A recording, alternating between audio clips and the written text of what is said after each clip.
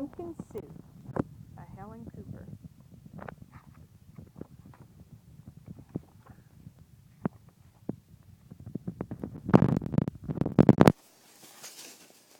Deep in the woods, there's an old white cabin with pumpkins in the garden.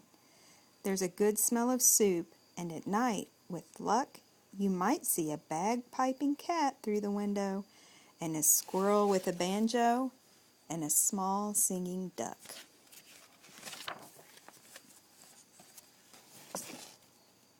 Pumpkin soup, the best you ever tasted. Made by the cat who slices up the pumpkin, made by the squirrel who stirs in the water, and made by the duck who scoops up a pipkin of salt and tips in just enough.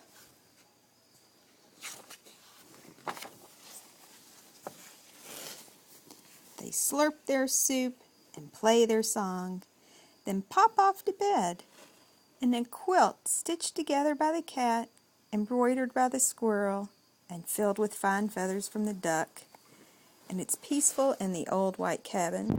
Everyone has his own job to do. Everyone is happy. So it seems. But one morning the duck woke up early. He tiptoed into the kitchen and smiled at the squirrel's special spoon. Wouldn't it be fine, he murmured, if I could be the head cook? He drew up a stool, hopped on top, and reached until his beak just touched the tip of the spoon. Kerplunk! Down it clattered. Then the duck trotted back to the bedroom, held up the spoon, and said, "Today it's my turn to stir the soup." "That's mine," squeaked the squirrel. "Stirring is my job. Give that back." "You're much too small," snapped the cat. "We'll cook the way we always have." But the duck held on tight until the squirrel tugged with all his might, and whoops! The spoon spun through the air and bopped the cat on the head. Conk! Then there was a trouble, a horrible squabble, a row, a racket, a rumpus in the old white cabin. Tonk! Tonk!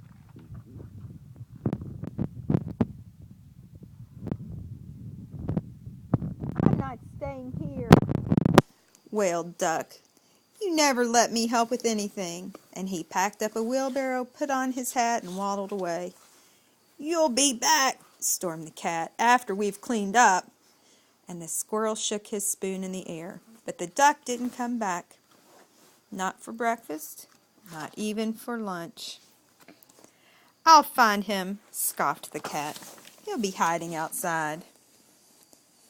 "I bet he's in the pumpkin patch." But the duck was not in the pumpkin patch. They could not find him anywhere. So they waited all that long afternoon. The cat watched the door, the squirrel paced the floor. "The duck will be sorry when he comes home," they said, or they muttered. But the duck didn't come home, not even at soup time. Oh, they look sad, don't they? The soup wasn't tasty. They'd made it too salty. They didn't feel hungry anyway. They both sobbed over supper, and their tears dripped into the soup and made it even saltier. "We should have let him stir the soup," sniffled the squirrel. "He was only trying to help," wept the cat. "Let's go out and look for him." The cat and the squirrel were scared as they wandered down the path in the dark, dark woods. They feared the duck all alone with the trees and the foxes and the wolves and the witches and the bears, but they couldn't find him.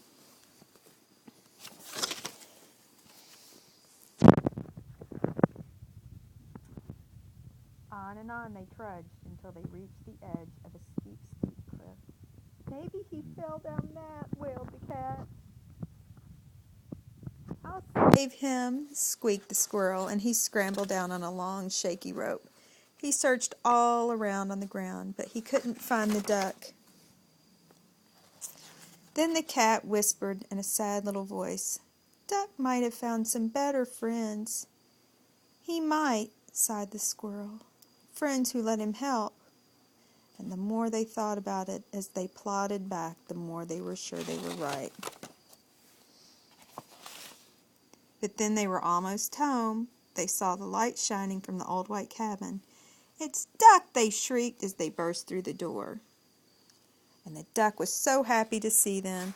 He was also very hungry, and although it was late, he thought they would make some pumpkin soup. The duck stirred, and the cat and squirrel didn't say a word, not even when the duck stirred the soup so fast that it slopped right out of the pot, not even when the pot got burnt. And the duck showed Squirrel how to measure the salt, and the soup was still the best you ever tasted. So once again it was peaceful in the old white cabin, until the duck said,